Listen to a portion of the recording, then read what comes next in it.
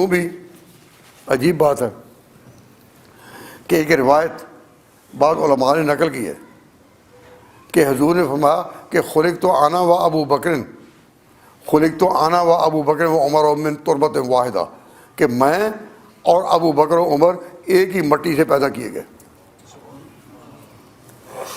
روئے زمین پر مٹی پھیلی ہوئی تھی، اس کے ذرات مختلف مقامات پر تھے۔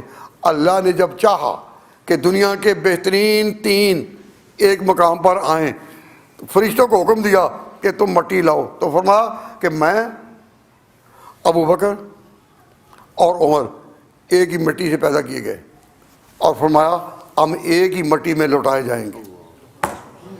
اور دنیا نے یہ نقشہ دیکھا